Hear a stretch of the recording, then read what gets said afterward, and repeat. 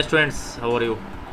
On today we will discuss the topic introduction to data structure and its characteristics, which is very important and it's a basic concept of data structure. And we have just to start the basic concept. What is data structure? What are the importance of data structure? Where are the use of data structure in computer science and much more. So let's start the concept of data structure. Firstly, we have just to discuss about what exactly the meaning of data structure. So you can say data structure is a thing. It is a group of data elements. It means we have our collections of data, and we just want to combine all the data in a group that provides an efficient way of storing and organizing data in a computer for optimal usage. Yes. So data structure means कि हम एक data या हमारे पास जो data है collection of data है उसको हम किस पर्टिकुलर स्ट्रक्चर के साथ रिलेट करें सो डैट हमारे लिए डेटा स्ट्रक्चर को समझना ईजी हो, आसान हो, सिंक्रोनाइज्ड हो, है ना। और डेटा स्ट्रक्चर के अगर हम कुछ एग्जांपल्स देखें तो we have just the common examples like the array, okay, link list and much this. So these are the example like array, linked list, stacks and queues. These are the applications. In applications को हम आने वाले YouTube channels में आप लोग देखेंगे कि किस तरीके से हम प्रैक्टिकली इम्प्लीमेंट करेंगे इन सब पर्टिकुलर टॉपिक को. सो एप्लीकेशंस अगर हम बात करते हैं डेटा स्ट्रक्चर की तो कहाँ कहाँ डेटा स्ट्रक्चर यूज़ हो रहा है. First we have just to use the data structure in the concept of to design the operating systems, compiler design, artificial intelligence and graphics. Of course AI का काफ़ी usage है आज की date में. तो आर्टिफिशियल इंटेलिजेंस भी totally आपका data पे ही वर्कआउट करता है और graphics is also work with the help of data structure as well as. तो ये कुछ एप्लीकेशंस हैं जहाँ पर हम डेटा स्ट्रक्चर का मेजरली यूज़ करते हैं. Why the data structure is important? The point is that so you have just to say that data structure basically designed with the help of numbers of algorithms, right? So with the help of algorithms you have just to maintain, you have just to manage your data, you have just to sort out the queries, you have just to optimize the problems and much more. So this is the importance of data structures. So and the last one is the primary function. So you have just to say the main function of data structure is to store and retrieve user data as quickly as possible. Yes. So this is the primary functions कि कहाँ कैसे हम data structure के through अपना record को अपने data को store कर सकते हैं और वट एवर जैसी हमें इंफॉर्मेशन की रिक्वायरमेंट पड़ती है. So with the help of some queries और commands we have just to retrieve the informations as quickly as possible. जो क्या कहते हैं ना रिस्पॉन्स टाइम है डेटा रिट्रीवल का वो हमारा क्या हो, मिनिमाइज हो. दैट्स अ रीज़न कि हम डेटा स्ट्रक्चर का यूज़ करते हैं. लॉट्स ऑफ डेटा है, कलेक्शन ऑफ डेटा है, बल्क में डेटा है. प्रोसेसर को, कंप्यूटर को टाइम ना लगे उसको किसी भी पर्टिकुलर रिकॉर्ड को सर्च करने में कलेक्शन ऑफ डेटा में से. So this is the main function, this is the major function of using data structure is to store and retrieve user data as quickly as possible, right? Okay, now come to the next topic. Basic terminology we will use in the data structure. So data structures we have just to say the foundational elements of any program or software. So selecting the right data structures for a program can be one of the most challenging task for a programmer. Course. So we have the some terminology जो कि आने वाले time में हम इन terminology का use करेंगे अपने data structure को मेंटेन करने में, क्रिएट करने में, एल्गोरिथम लिखने में, लॉजिक क्रिएट करने में और बहुत सारी चीज़ों में, right. So first is data. What actually is data? So data refers to an elementary value or a collection of values. Fine. As we know that the meaning of data is important, a collection of values, right? For example, student name and ID represent data about the student. So these are the two fields. First is the student name and second is the student ID. ये क्या show करते हैं? ये student को represent करते हैं, यानी कि स्टूडेंट क्या है हमारा? स्टूडेंट एक हमारा टेबल का नेम कह सकते हैं आप. उस पर्टिकुलर टेबल के नेम से हम इन दोनों एट्रीब्यूट्स की वैल्यूज़ को कैसे फाइंड करेंगे? That seems the representation of data. Group items. So data item can contain subordinate data items known as group items. For example, a student name may be split into two segments, the two phase. The one is first name and the last name. आप लोग देखते होंगे जब भी आप कोई web forms fill करते हैं तो समटाइम्स कुछ वेब फॉर्म्स के अंदर आपका नेम एक सिंगल एट्रीब्यूट या एक सिंगल डेटा के लिए यूज़ किया जाता है.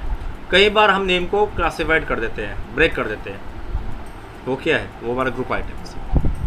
Record, as we know that record is nothing, it is a collection of related data items. For example, student record might include their name, address, course and marks. That means जहाँ सारे के सारे attributes, उन attribute से related जो हमारा data field है, data record है, वो एक जगह हमारा मेंटेन हो रहा है, कलेक्ट हो रहा है, तो हम कह सकते हैं कि ये एक पर्टिकुलर रिकॉर्ड है किसी एक स्टूडेंट का. So this is called the student record, right. Next is file. File is a collection of records of the same type.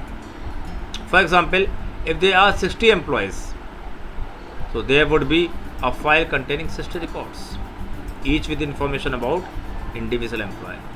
File क्या करता है? File is a collection of records. Each and every employee or each and every student's record are collaborated, you can say are stored in a single file, and the file may be accessible.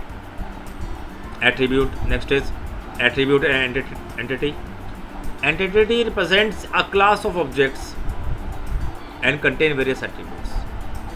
That means student, you can say student. Student is the one entity, and student name, student ID, student phone number, mobile number, address, these are all what? These are all the attributes of this particular student.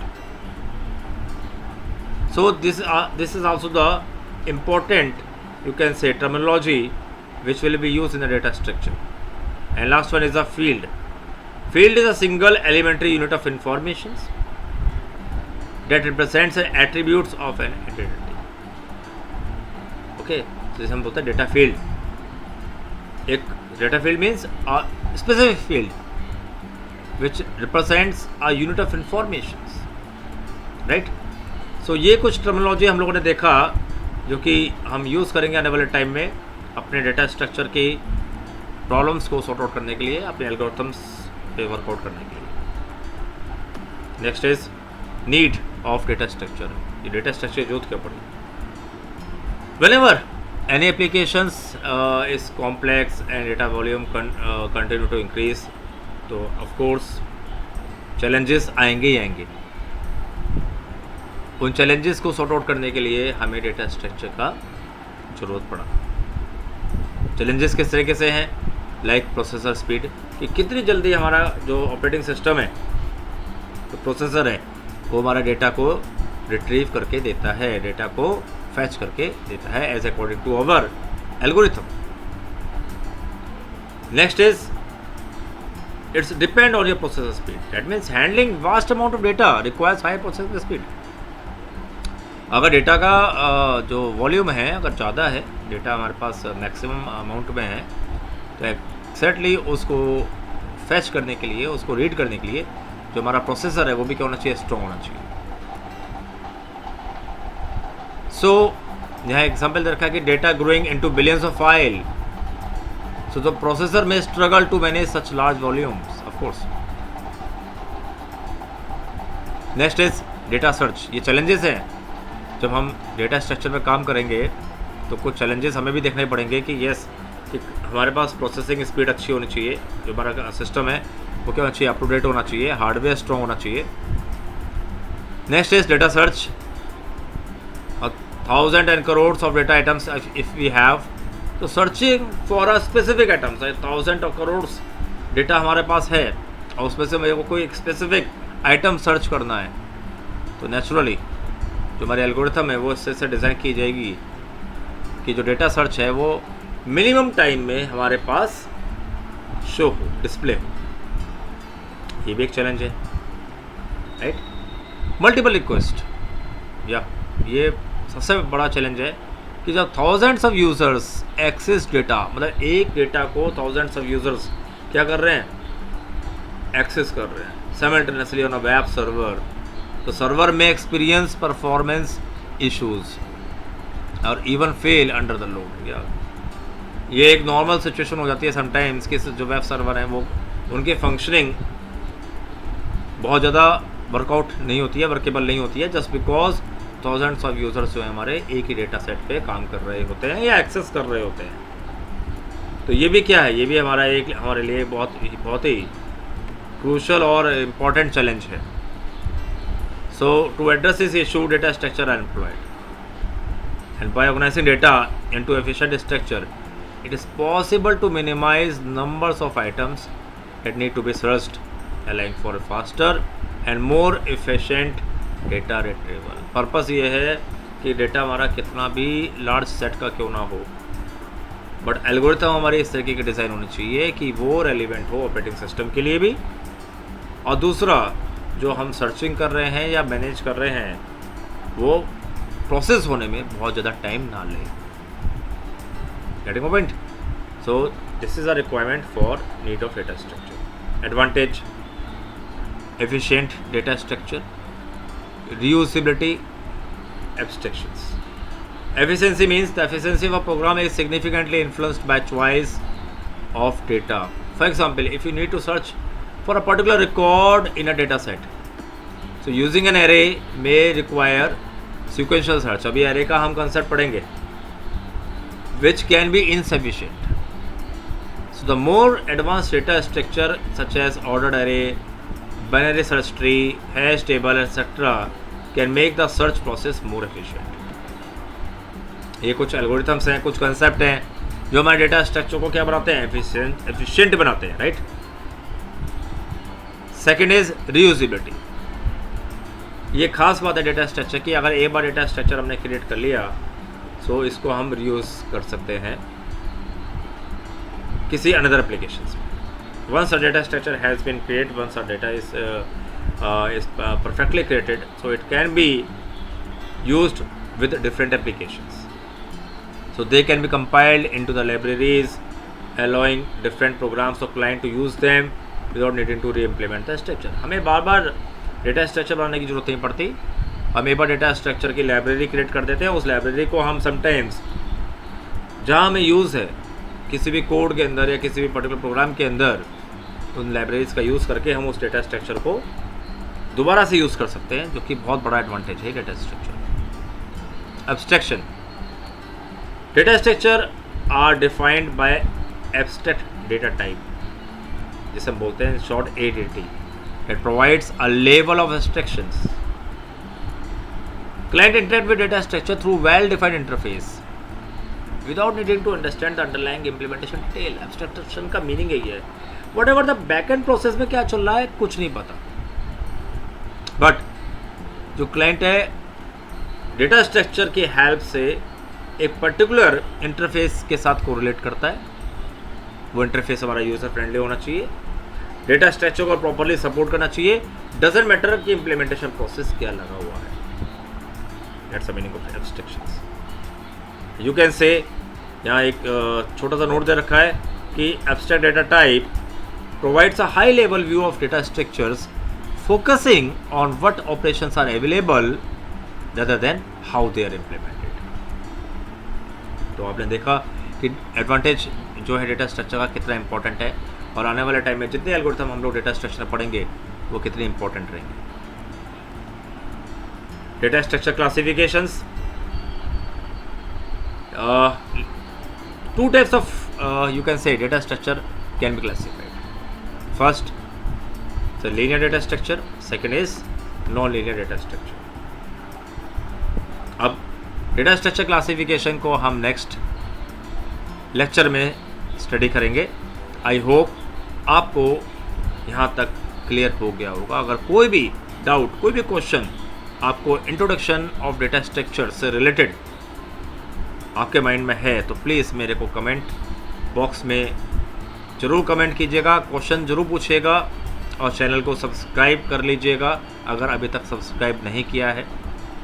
Like कीजिएगा, friends के साथ share कीजिएगा so that maximum computer science और computer application either the BSc computer science, BCA student और any other certification course students इस lecture का फ़ायदा उठा सकें, इससे काफ़ी नॉलेज ले सकें। आई होप आपको क्लियर हुआ होगा। Thank you so much. Next lecture में हम लोग क्लासिफिकेशन पर डिस्कस करेंगे कि डेटा स्ट्रक्चर को दो तरीके से जो क्लासीफाइड किया गया है, लीनियर और नॉन लीनियर, उसमें डिफ्रेंशिएट क्या है। Okay, so thank you so much, keep watching.